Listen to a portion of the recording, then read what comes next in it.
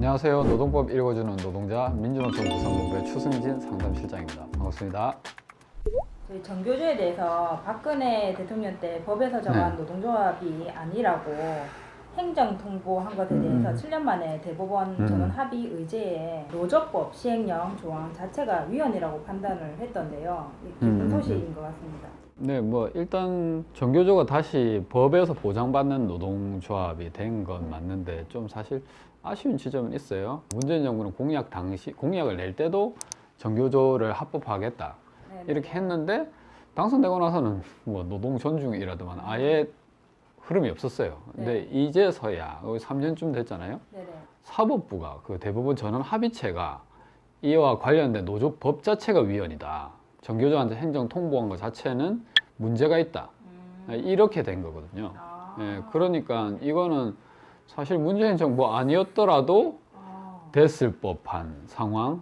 뭐 이러니까 좀 아쉽죠. 네, 그래서 뭐 사실 이 정교조와 관련된 그 부분을 넘어서 이 노조법 자체에 문제가 있다라는 지점이 됐기 때문에 지금 하고 있는 뭐 전태일 3법, 그러니까 노조법을 개정해서 모든 노동자들 다 노동자로 인정을 해줘야 된다라는 부분이랑 좀 맞닥뜨린 전원합의체 판결로 해서 그런 지점은 긍정적으로 보고 있어요.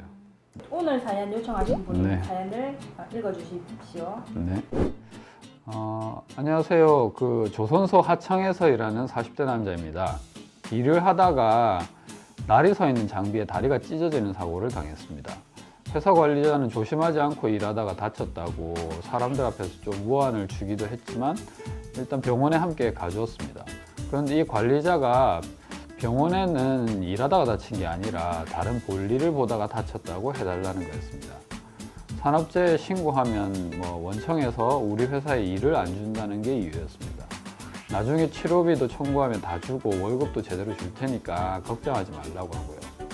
그래서 일단 제 돈으로 치료하면서 집에서 요양을 했습니다. 근데 일주일 정도 지나니까 회사에서 전화가 와서 언제 복귀할 수 있냐고 하였습니다. 원청에서 출퇴근 카드를 반납하라는 식으로 얘기를 했다고 합니다. 그래서 그럼 반납하면 그 이후에 일을 할 수 있게 될 때까지 뭐 임금이나 뭐 복귀도 보장해 주냐고 했더니 임금은 치료 끝날 때까지 줄 건데 그 뒤는 모르겠다고 합니다. 이럴 경우에 어떻게 해야 하나요? 산업재해로 사연 주신 분은 또 이번이 처음인 것 같은데요. 일을 하다가 다치신 상황인데 이 회사가 산재 처리를 하지 않고 공상 처리를 하려고 좀 시도하는 상황? 아직까지 공상 처리가 된 건 아닌 것 같고, 공상 처리요? 예, 회사 의도가 자체가 산재 사고가 발생을 한 걸 좀 은폐하고 정당한 수준에서 노동자 합의를 보려고 하는 상황이죠. 근데 뭐 다행스럽게 원청에서 뭐 출퇴근을 확인을 하다 보니 한 사람 비고 이러니까 이게 걸린 거예요. 그래서 뭐 일단은 공상 처리하지 않는 게 천만다행이고, 그래서 뭐 저희가 보기에는 산재 신청을 하시는 게 맞아요. 그러니까 이게 노사 간에 뭐 일단은 공상 처리를 한번 하면 뭐 그런 공상 처리 합의 내용이나 뭐 어떤 상황에 따라서는 되돌리기가 굉장히 힘든데 지금 상황으로는 이 사연 주신 분은 뭐 산재 신청할지 아니면 회사랑 합의해서 적당히 공상 처리할지를 결정을 봐야 될 시점이 온 겁니다. 그러니까 저희가 보기에는 꼭 산재 신청을 하시는 게 본인이 법에서 보호받을 수 있는 방법이에요. 이거 아니면 답이 없어요. 왜냐면 이제 그 법에서 봐도 산재 신청을 하면 치료기간 다 끝나고 30일 이후까지는 해고를 절대로 못 시켜요. 예, 그런 부분이 있기 때문에 보호를 좀 받으시는 게 필요하다고 봐지는데 화면 보시면 이 내용이 근로기준법 23조에 보면 있습니다. 예, 그 근로자가 업무상 부상이나 질병 요양을 위해 그 휴업한 기간, 뭐, 그리고 그 이후 30일에 대해서는 해고를 하지 못한다고 되어 있어요. 예, 그리고 또 아래를 보시면 근로기준법 84조도 있습니다. 그러니까 만약에 치료를 하는데 이게 기간이 뭐 굉장히 길어져 가지고 그러니까 중대재해 같은 경우에는 2년 이상의 치료 기간이 걸리는데도 완치가 안 돼요. 그러니까 그럴 경우에는 일정 정도의 보상금을 받고 나서 그 책임을 면한다는 거죠, 회사가. 예, 그렇기 때문에 치유 이후 뭐 보상금이라든지 아니면 뭐 위로금, 정신적 피해, 뭐 피해배상 뭐 이런 거까지 다 합치더라도 산재 신청을 하셔가지고 법의 보호를 받으시는 게 중요할 거라고 봅니다. 그럼 산재 처리가 되면 정말 고용불안 생각하지 않고 안심하고 치료받을 수 있을 것 같은데요. 아무래도 네. 산재보험이 의무 가입이라서 보험료도 내면서 회사에서는 왜 산재 신청을 좀 못하게 하는지 궁금한데요. 원청과 하청 관계 때문에 그런 건가요? 그래서 애초에 회사가 그 산업안전 관련해서 예방 조치들이 있거든요. 네. 이거를 제대로 했으면 사고가 발생하지 않았을 부분인데 우리나라는 특히나 산업안전 요 부분에서 불감증이 좀 심해요. 그러니까 그게 그럴 수밖에 없는 게 사실 뭐 한 명 죽는다 하더라도 산업안전 뭐 산업재해로 뭐 과태료 50만 원. 너무 작네요. 네, 그러니까 예방을 할 필요가 없다고 생각해요. 오히려 보면 하청은 산업안전에 드는 비용 자체를 뭐 줄이고 이렇게 노동자가 다쳤을 때는 노동자랑 합의를 하는 식의 공상 처리를 해가지고 정리하는 게 자기들한테 이게 더 수익이라고 생각하는 거죠. 예, 그러니까 그래서 뭐 사실 중요한 지점은 산재 사고가 발생하면 특히나 뭐고 원청과 하청이 둘 다 책임을 져요. 예, 그래서 원청의 눈치가 보이는 건 사실이거든요. 예, 근데 중요한 거는 이게 갑을 관계이기 때문에 네네. 문제가 이제 하청이 좀 더 눈치를 본다는 것 뿐인 거고 근데 원청이 결코 잘했다는 건 아니에요. 그러니까 앞서 말씀드렸다시피 애초에 이 사고가 발생하지 않도록 여기에 대한 뭐 근로 환경들을 잘 조성을 했다라면 그러니까 그것이 원인이라는 거예요. 예방을 하지 않았다는 거. 그래서 사실 노동자가 이 책임을 다 떠맡아야 하는 부분에 문제가 있죠. 그래서 오늘 사연 주신 분 같은 경우에는 산재 신청을 꼭 하셔야 돼요. 그러니까 회사가 하자는 대로 하면 제가 보기엔 100% 복귀 안 시킵니다, 이거. 어차피 복귀 안 될 거니까 산재 신청해요. 네네. 그러니까 왜냐면 이분이 뭐 못 나가겠다, 버틴다. 이렇게 해도 회사는 뭐 원청 눈치 보여가지고 이분한테 이제 산재 신청하는 것이 아니라 뒤로 공상 처리를 해가지고 치료비 다 주고 뭐 이렇게 할 거예요. 그리고 그 사이에는 원청 때문에 딴 사람 넣어야 되겠죠. 네네. 네. 근데 그러다 보면 이분이 복귀할 시점에 보면 회사는 고민하게 되겠죠.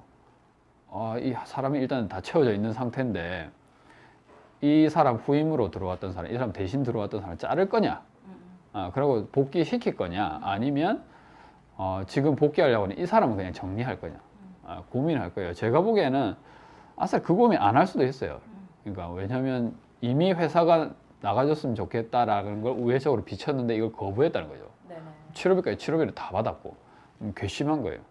사실 산업재해 사고는 이것으로 끝나는 건 아니에요. 그러니까 위로금 받고 이래서 노동자가 이익이라 하더라도 끝나진 않아요. 왜냐하면 사고기 때문에 후유증이 남거든요. 예. 그러니까 언제 이런 부분이 내가 사는데 영향을 미칠지는 알 수가 없는 거예요. 근데 산재 신청은 거기에 대해서도 보장을 해주는 게 있어요. 그래서 산재 신청을 꼭 하시는 게 중요합니다. 네. 아이고야. 그러면은 어쨌든 그게 노동자 입장에서는 만약에 이 회사를 나와야 될 수도 있고 하면 네. 몸이 일단은 상했으니까 이분이 앞으로 나와서 먹고 사는 것도 참 큰 문제겠다 싶거든요. 네, 그 생각하셔야 돼요. 네. 근데 이분이 산재 신청을 하려고 해도 회사에서 산재 신청을 안 해주면 또 안 되는 거 아닙니까? 회사에서 뭐 공상 처리하자고 하면 막을 수가 없을 것 같은데 노동자가 산재 신청할 수 있는 뭐 방법이나 절차에 대해서 일단은 뭐 노동자 아니면 그 노동자의 가족이 있잖아요. 이분들은 근로복지공단에서 가서 그냥 산재 신청하면 됩니다. 이게 법이 바뀌었어요. 원래는 회사의 허락이라고 하는 지점이 있었어요. 근데 2018년 1월부터 이 법이 바뀌었어요. 그래요? 예, 그 전에는 산재 신청할 때는 회사가 날인을 해야 돼요. 네. 예, 그러니까 이걸 안 받고 갔다라고 하면 회사가 왜 날인 안 해줬지? 근로복지공단 이상하게 생각했죠. 예, 그런 지점에서 이 날인도 받아야 하고 또 이전에는 산재 지정병원이라고 있었어요. 네. 거기에서 나온 진단서 소견서가 아니면 또 안 받아주고 이랬어요. 근로복지공단이. 예, 근데 이게 2018년부터 법이 바뀌면서 그럴 필요 없이 노동자나 아니면 그 직계 가족이면 누구나 신청을 할 수 있게 되는 거죠. 그래서 이 화면을 보시면 그 신청 처리 절차가 있어요. 그래서 어떤 뭐 신청서 접수 자체를 하면 근로복지공단이 사고에 따라서 좀 판단을 하고 결정이 난다고 보시면 됩니다. 오늘 뭐 사연 주신 분은 단순 사고가 될 거예요. 그러니까 외상적인 부분이라서 단순 사고라서 별 문제 없이 산재를 인정받으실 것 같은데 문제는 뭐 외상 없이 사고가 발생을 한 분들이 좀 문제가 있어요. 그래서 왜냐하면 이분들은 그 나이가 좀 드신 분들일수록 의학적으로 퇴행성에 대한 관점으로 바라보는 게 강하거든요. 그래서 업무상 연관성을 보는 그 산업재해를 확인하려면 직업환경의학과라고 있습니다. 그러니까 그분들이 업무상 연관성을 판단하는 좀 특수한 의사분들이에요. 웬만한 병원, 좀 크다는 병원에는 다 계신데 이분들한테 가서 상담을 받으시면 업무상 연관성이 있어서 퇴행성 외에도 이런 업무상으로 이런 사고가 발생할 수 있었겠다라는 부분에서의 조금 관점을 좀 잡아주십니다. 그럼 마지막으로 저는 좀 이 걸리는 부분이 있는데요. 이분이 일하다가 자기가 잘못해서 다친 거면 자기 잘못인데 산재 신청해도 되는지 궁금해하더라고요. 내가 잘못해도 산재를 인정받을 수 있나요? 이 지점을 생각하시는 분들 되게 많아요. 그러니까 회사에서 일을 하다가 다쳤다라는 것보다는 네. 내가 잘못해서 다쳤으면 내 책임 아닐까? 이거는 지극히 상식적이에요. 근데 노동자는 보호받아야 될 대상이라는 거죠. 그렇기 때문에 우리 산업재해보상법에서는 무과실책임주의예요. 무과실책임주의요? 네, 그러니까 과실을 따지지 않는다는 겁니다. 아, 누가 잘못했건 간에 중요한 것이 아니라 다친 사람에 대해서 피해 보상을 하는 것이 소위 말해서 산재보험이라는 건데요. 뭐 예를 들어서 그 자동차 보험이랑 비슷해 보시면 돼요. 자동차 보험도 내가 뭐 자차 들고 뭐 이렇게 하면 내가 사고 낸 거 따지지 않아요. 내 차도 고쳐주고 다 한다는 거죠. 그러고 뭐 어느 정도 넘어가더라도 내 부담금이 뭐 20만 원 뭐 얼마? 이거 이상 내지 않아요.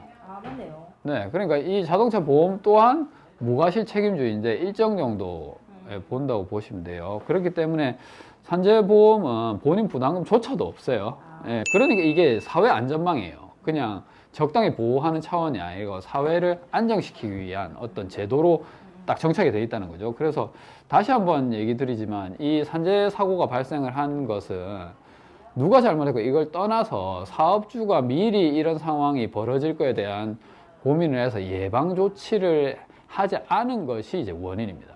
예, 그렇기 때문에 산업재해가 발생을 하면 그 즉시 책임을 뭐고 회사 쪽에 딱 보고 조사를 하고 거기에 대한 피해가 발생한 노동자들은 다 치료해주고 임금까지도 보장해줄 수 있는 방안을 보험에서 진행한다 이렇게 보시면 돼요.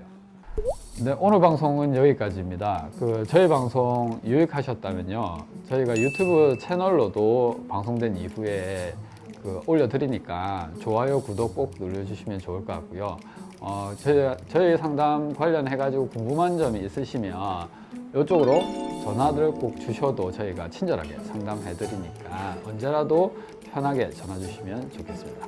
그럼 오늘도 노동자 스스로 노동자의 권리를 지켜야 한다는 점 잊지 마시고요. 저희 영상이 마음에 드시면 좋아요, 구독 꼭 눌러주십시오. 고맙습니다.